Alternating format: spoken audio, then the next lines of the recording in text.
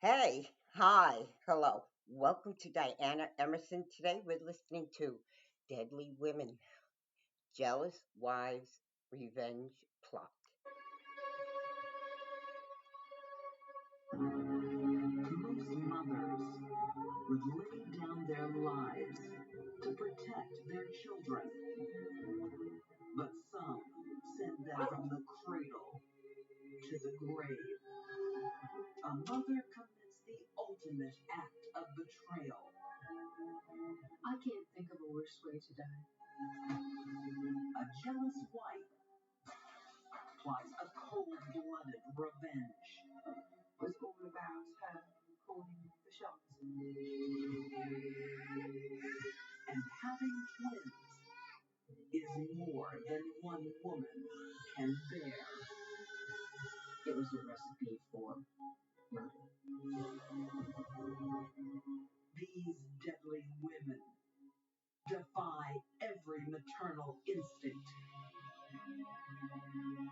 when they shed innocent blood.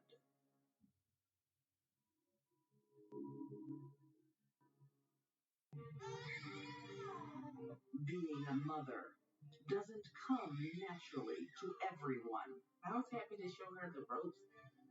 And some women never learn. His last moments were filled with sheer, unadulterated terror. This is the most horrendous case of child murder I've ever heard. 2010, the small town of Greenville, Mississippi. 23-year-old Terry Robinson has a 2-year-old son, Tristan, and another baby on the way. She's a loving, caring mother. She spoiled him with baseball caps because that's the only thing that he gravitated to. He didn't like anything else. Devoted Terry is both mom and dad to Tristan. The men she chose were highly inappropriate, and the relationships didn't last. Nonetheless, she did her best to care for her little son, Tristan. But it's not easy. Terry is surviving on welfare and has few domestic skills. As her neighbor, Veronica Chillis, soon learns. Yeah, I was happy to show her simple things like cooking chicken and making rice and just cooking and taking care of her son because she was a first-time mother, so she didn't know how to do any of those things. She didn't know how to keep house because she didn't have this behavior modeled for her while she was growing up. An unstable and tragic childhood gives Terry a tough start in life. Her mother died when she was 3. She was shuttled back and forth to one foster home after another. She never had the love to give, but once my family started giving her love, then she started opening up and was able to love. So, show your cases. Yeah. I feel like I'm back. After that, she was great and fun to be around. Terry knows she can count on Veronica to help her look after little Tristan. Anywhere she wanted to go, you just come next door and just drop him off, and he was fine. He was fun, bubbly, always smiling, laughing. He was a nice, smart kid.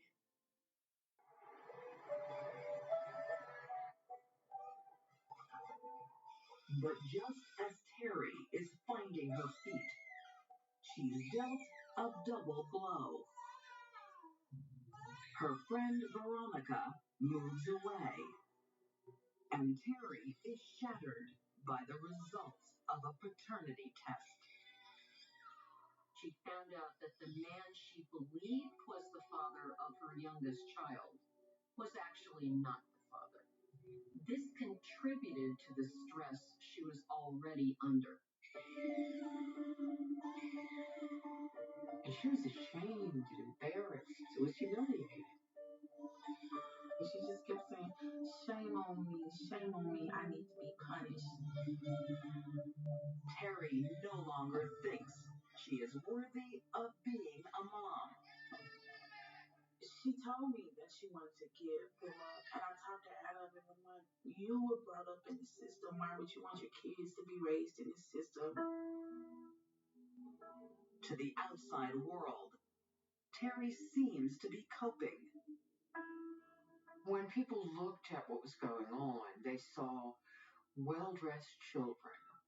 They saw that she bought books for them and kept their clothes clean, and they looked cared for. Wicked bring upon themselves the suffering that they try to cause good people. The children look fine, but at church, Terry doesn't. Don't think that y'all can hide from the sight of God. The concerned preacher gives her special attention. Dear out. Come on, child. We is all gonna pray for you. She often went around in a daze, and she really did need help. The Lord God, He will bring you through. Terry is more unstable than anyone realizes. Thank you, Lord Jesus. Amen. Despite the fact that she'd been a good mother up to that point, now she didn't even want to look at her new child. Thank you, Lord Jesus. Amen. Terry told people she needed help. She couldn't cope with her life, raising the two children, but she didn't get help. Instead, she was told to pray more. Get right with God. Delivering her version of God's word is now Terry's mission. She was clearly disturbed. She was screaming about the devil, exhorting people to get right with God. Get right with God. Basically, Terry was a mess. Get right with God. Terry had friends and family, but they didn't live with her. They didn't notice anything was seriously wrong until it was too late. I'm possessed. The devil's speaking through me. It was a disaster waiting to happen, but no one envisioned a disaster of this magnitude.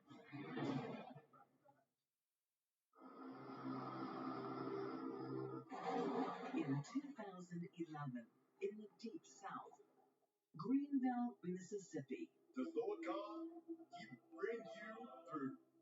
single mother, 24-year-old Terry Robinson thinks she's a sinner. Thank you, Lord Jesus. The devil's speaking through me.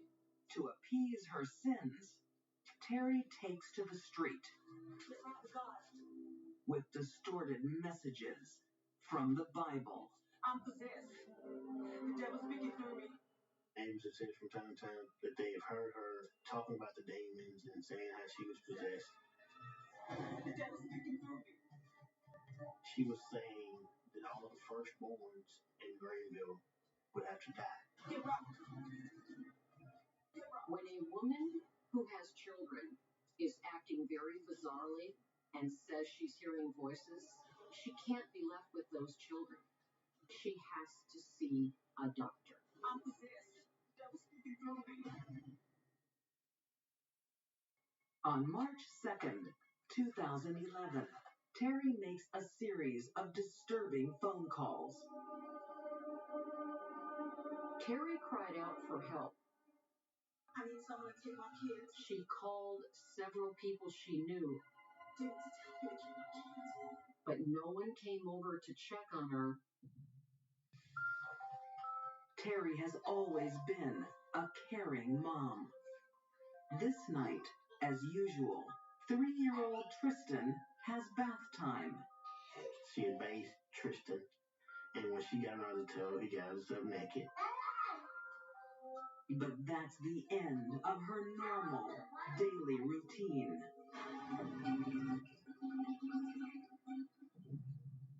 Terry is still being controlled by voices in her head. She said she just kept hearing it repeatedly in her head. Put him in the oven, put him in the oven. Then she does the unthinkable. His last moments were filled with sheer, unadulterated terror. He was screaming and crying. I can't think of a worse way to die. There was no way he could get out. What kind of a mother does that? What kind of a human being does that? Terry leaves her son to die and goes to her baby daughter. Trinity had a white flower substance or white substance on her head. Terry was getting ready to fry her daughter Trinity. But for whatever reason, she doesn't commit a second murder. In fact, her mind switches back to a more sane state when she realizes what she's done.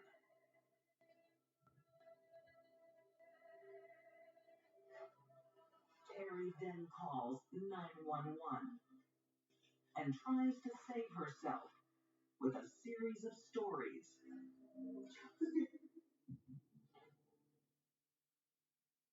All the lies, I think those were her ways to try to get out of this, to try to avoid the police actually arresting her and holding her responsible.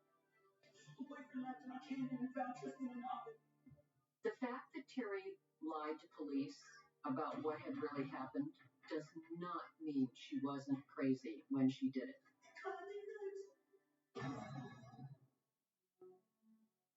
At her pre-trial hearing, Terry Robinson's defense claims insanity. Terry's defense counsel argued that she killed her son Tristan because she became convinced that he was satanic and evil. But Terry's found to be mentally competent to stand trial. Whether she was overwhelmed with having a 3-year-old and a 1-year-old, or whether it was something demonic as she proclaimed at various points. Why she did it, I don't know. But I know she did it, and she had to be held responsible. In May 2012, to avoid the death penalty, Terry Robinson pleads guilty to murder and is sentenced to life in prison, leaving her friends and family forever wondering why. I just cried. I cried for 3 days. My face was swollen. I couldn't get out of bed. But I just couldn't understand how it happened. The saddest part is the life that Tristan could have lived. He was only 3 years old. Hadn't even grown to know friends. Hadn't even been able to imagine what or who he wanted to be. And to have that life taken from him by his mother. The one person that was supposed to be there. People afflicted with a severe thought disorder, their brain may give them the most horrible idea imaginable that they would never have thought of if they weren't psychotic. Wonderful essay. When a woman obsessed with power She could not tolerate anything that wasn't exactly the way she wanted it. loses control, She felt complete rejection. She felt she'd lost face. the innocent become pawns in her deadly game. It's going to be bad.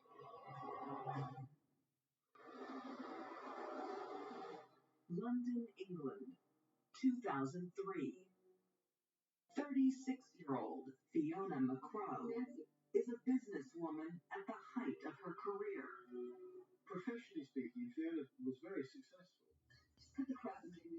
As credit manager at one of England's leading banks. I've already told you the client won't see anything done at 9 in front of it. Fiona's role is high paid and high responsibility. Oh, get over here. Fiona was obviously a very intelligent woman, and she was quite calculating as well. What Fiona wants, Fiona gets. And she set her sights on her colleague, 41-year-old Paul Donison. Fiona met Paul Donison when they worked together, and very quickly a classic office romance blossomed.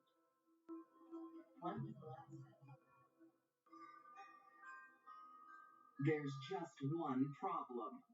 Keep this up and you're going to get that promotion. Paul is still sharing a home with his estranged wife. For their children's sake.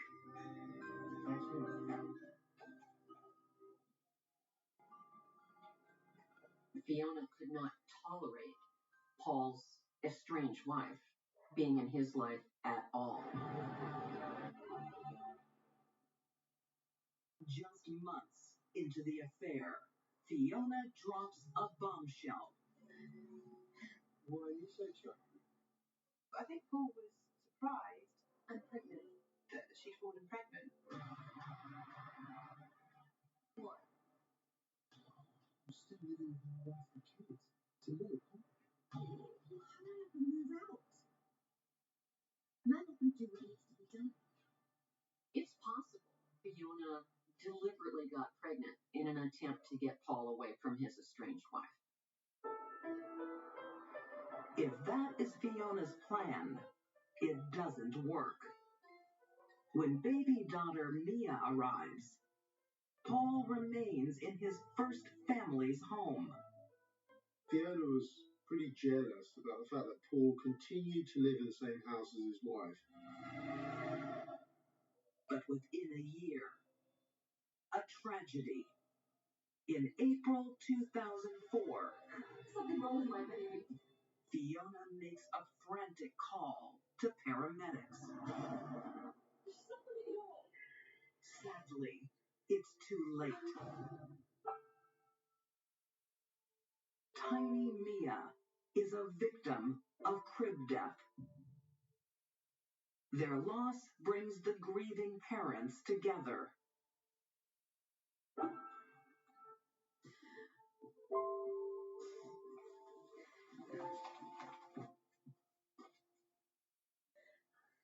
You will get through this.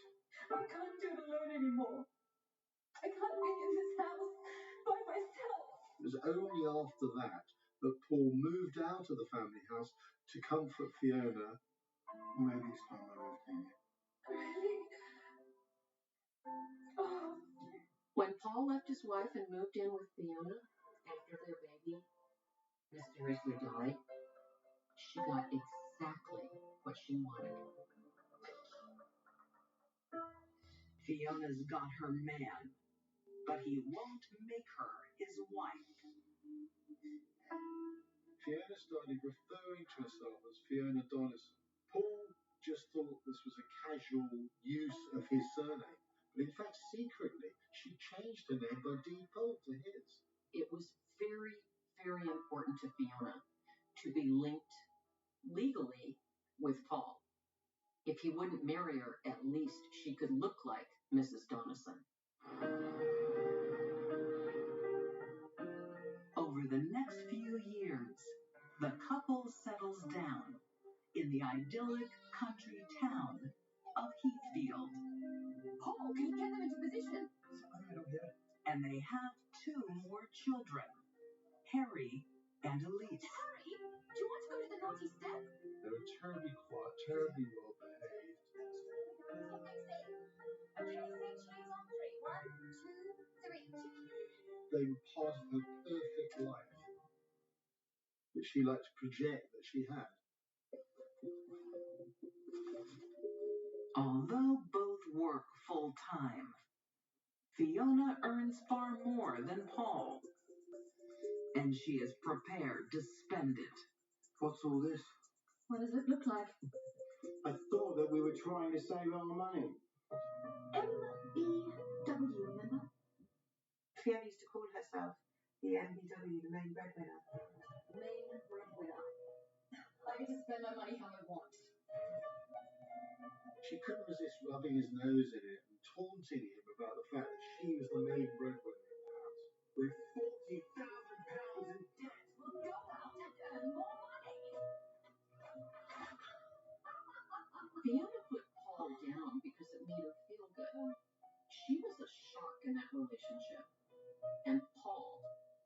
fish who was swimming away. But her superiority comes crashing down in 2009 with the global financial crisis. She loses her job and her all-important status. All the things that she thrived on, the power, the control, the possessions, were all at risk. People that are narcissists do not take rejection of any kind well. They can't seem to get past it. It cuts them to their core, and they will lash out. Fiona Donison's world is sent spiraling out of control. And the result was explosive.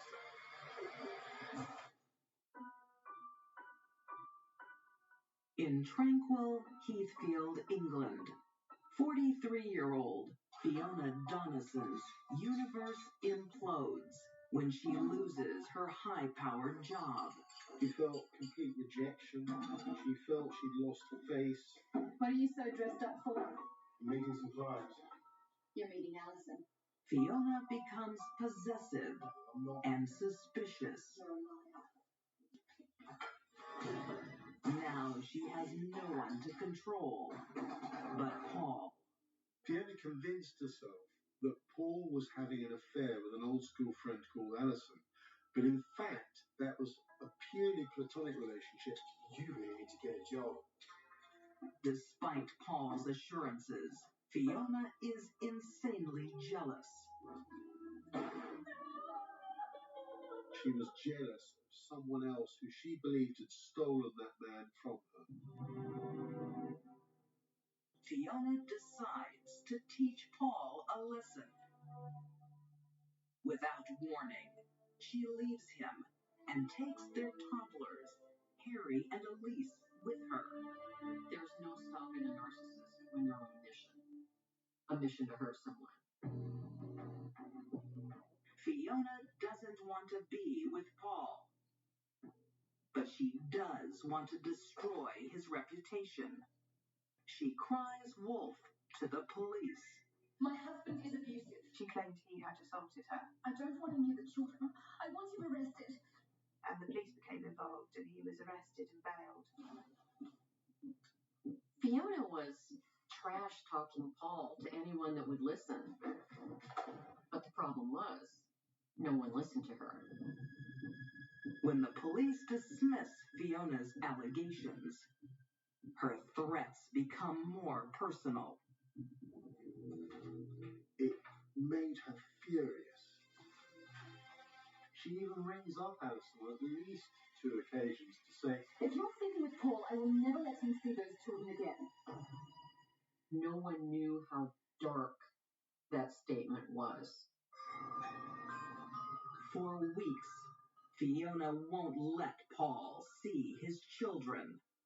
Finally, she begrudgingly agrees. Paul went in to see Elise, who was sleeping. Fiona was being quite cold towards him and staring at him, giving evil looks. Harry was in his pajamas, and he gave him a toy that he brought back from America for him, and gave him a cuddle. Paul doesn't realize it will be his last visit.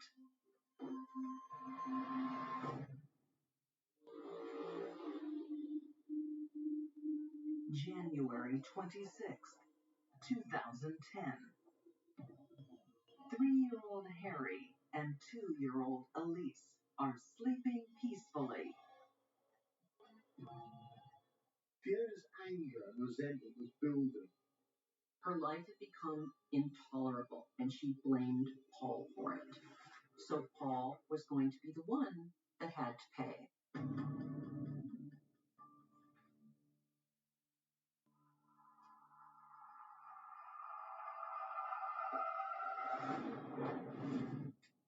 Fiona picked up one pillow and suffocated one child. and did exactly the same to another. The greatest blow she could have dealt him was to kill his children. And that's exactly what she did. But Fiona's revenge isn't complete. She puts her children's tiny bodies in bags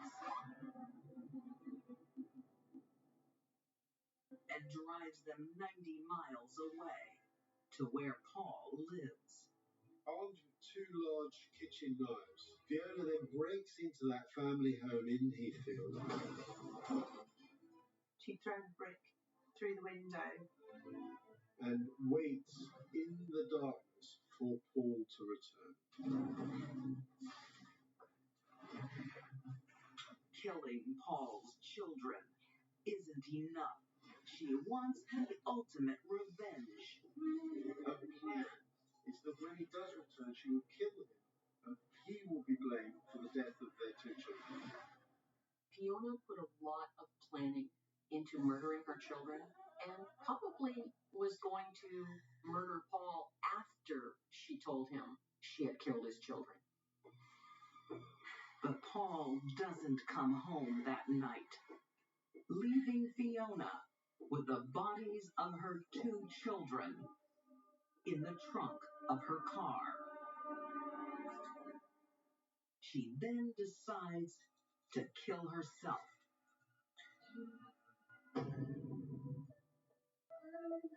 But it's one life she can't take. Sorry, what? I'm gonna hand myself in. The next morning, she turns herself in to the police. She was swaying from side to side from the effects of the sleeping tablets, and the officer actually presumed she was drunk and lying. The children's bodies are found, and Fiona is arrested, having admitted to killing 2 of her children. Investigators start wondering about the death of her baby girl, Mia. There is a very strong suspicion that she may well have been killed by Fiona as well. Fiona is charged with Mia's murder. But too many years have passed, and crucial evidence is long gone. It's entirely possible Fiona caused the death of her baby daughter, probably to get Paul's attention and to get him to leave his wife. At trial, Fiona pleads insanity, but the court doesn't agree. When Fiona was in hospital, she was heard talking to the children. She was asking after them. It was almost like she was in denial that anything had happened to them. Mental health experts said it was 100% certain that Fiona had been feigning her mental problems. In 2011, Fiona Donison is found guilty of double murder and sentenced to 32 years behind bars.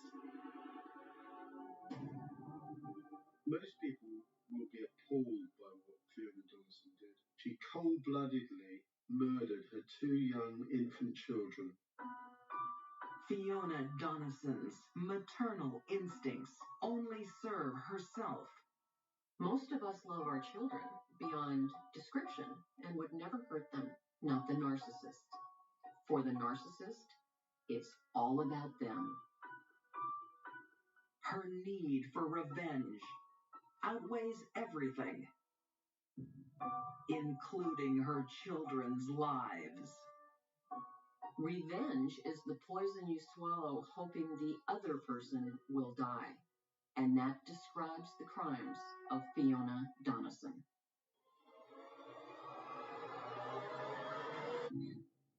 Sometimes what we wish for, She wanted to be a mother.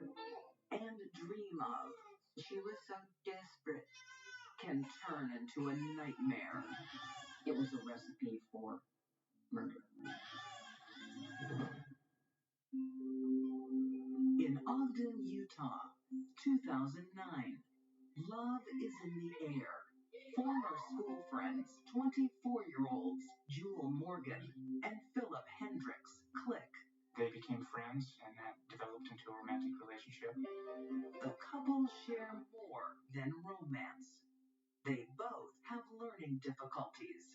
Her records from school on the psychological report says that she is 13 years and 5 months.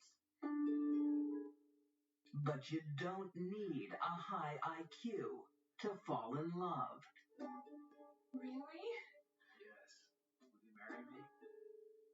Yes!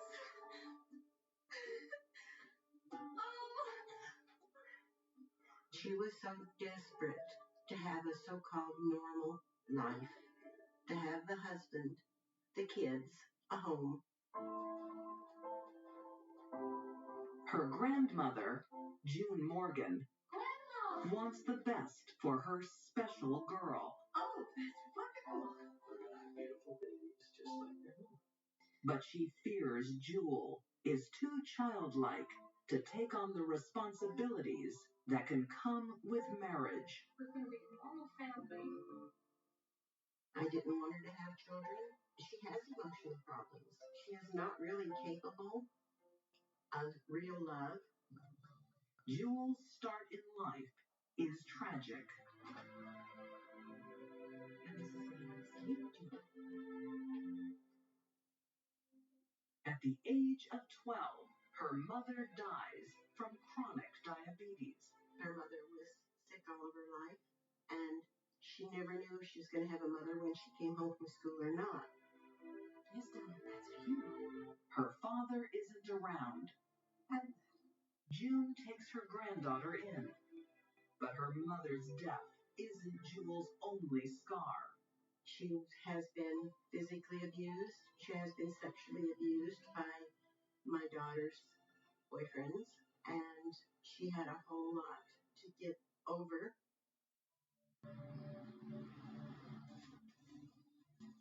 Jewel grows up not knowing what's right or wrong sexually. Like to pick up your nurse? That had a lot to do with the way that Jewel acted around the male sex. It was a learned behavior. Jewel's low IQ made her pliable for other people to manipulate and control. It also contributed to her lack of impulse control. Rather than think her way through a problem, she would simply react physically out of frustration. This is not good for the future. To protect Jewel, Grandma resorts to extreme measures. Come on. No! He's my friend! Jewel, he's using you. Jewel! Come on, get home. I had her on depot shots. I tried to get her sterilized when she was 14. It's against the law. You can't do it. Throughout her teen years, Jewel is sexually active, but protected by contraception.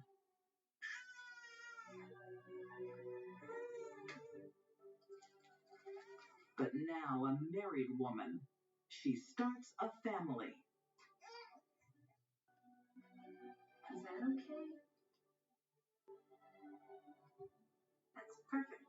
In 2009, she's blessed with not one baby, but 2. They were both born at 33 and a half weeks, so they were premature, and they also had health problems with that. The babies require ongoing medical care. She gets regular visits from the Department of Family Services. She was given instructions on taking care of the babies at home. Roberts was allergic to normal formula, and they had to give him soy formula. Daniel was on oxygen, and he was also on a heart monitor. It would be difficult for any mother to handle a child that was born prematurely once it came home. Constant attention, lack of sleep, ongoing. Multiply that by 2, and that's what Jewel had to deal with. What might be a handful for any parent is even harder for Jewel. Her IQ is 57. Now, that's not a normal person. It was a recipe for murder.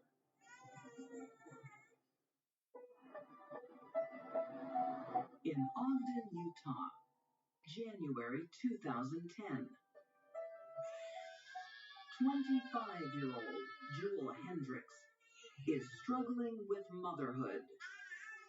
Her 2-month-old twins, Robert and Daniel, require constant care. She was a woman in pitiful circumstances.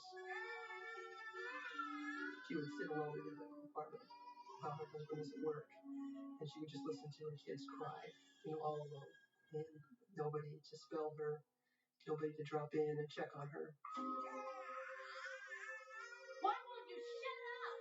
I think if Jewel had been of higher intellect, she might have been able to figure out something different, pick up a phone, resume family services, get some help. It was available.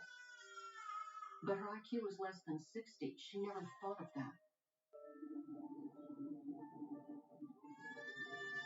Attempting to stand on their own 2 feet, Jewel and Philip feel the pinch of raising twins on a minimum wage. They were a single-income family, and Mr. Hendricks worked at a thrift store.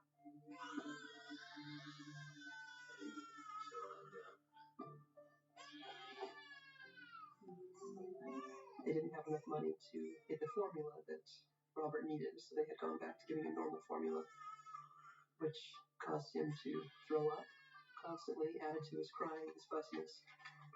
They had received notice they were about to be evicted for non-payment of rent.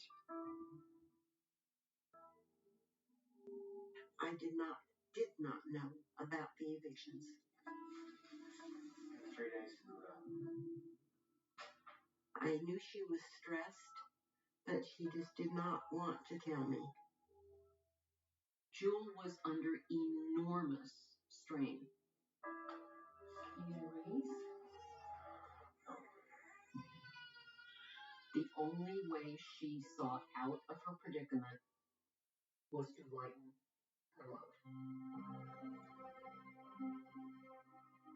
On January 24th, 2010, Philip returns home from a late shift at the store while Daniel is happy. Robert is yet again having trouble settling. Robert woke up crying again.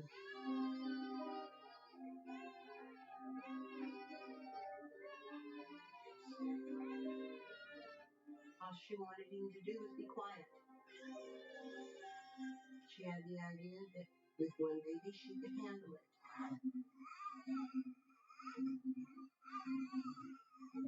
Fussy, irritable Robert has to go. She had taken Robert, held him against her chest, and crushed him, strong enough to break his collarbone. But the baby didn't stop crying at that point, and so she placed Robert into a sleeping bag that she was using to cover herself up. She stuffed him into the bottom of the sleeping bag. He was still alive at the time. And then she placed Robert between her body and the couch that she was sleeping on. She rolled over on top of Robert until he stopped crying. She didn't realize that it was a permanent solution to a temporary problem. Jewel finally falls asleep. Beneath her, baby Robert, smothered and crushed. She woke up again at 5:30. She had slept for 2 hours. She immediately discovered that Robert was lifeless. She observed that he was dead and that his head was like jelly. Jewel covers her crime as best she can. She placed Robert into an infant car seat by the couch, wrapped him up tightly, and made him look as normal as she possibly could. Jewel pretends it's an accidental smothering.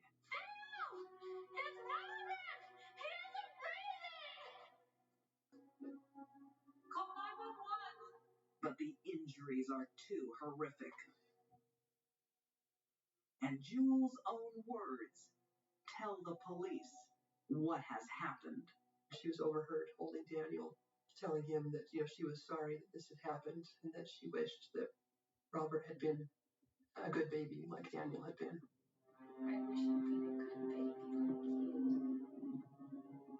She said that it was too difficult for her to have two children at the home, that she loved the other twin boy, Daniel, more than she loved Robert. I thought we'd have a better life with just one baby. I couldn't have been more shocked. In fact, I lost it when they told me, because it was something that I couldn't see Joel ever doing. She's not a cold-blooded killer, but she did love little Robert. The most disturbing or troubling part is maybe how little she would have needed to be able to be a mother. The story of Jewel Hendricks is a story of a major system failure, but moreover, it's a story of a major human failure. And a little boy is dead. In September 2011, Jewel Hendricks. Her low IQ doesn't reduce her sentence. She gets 15 years to life in prison. It's heartbreaking for me because that's not where she should be. But yes, she did commit a crime. Jewel's surviving son, Daniel, now lives with an adoptive family.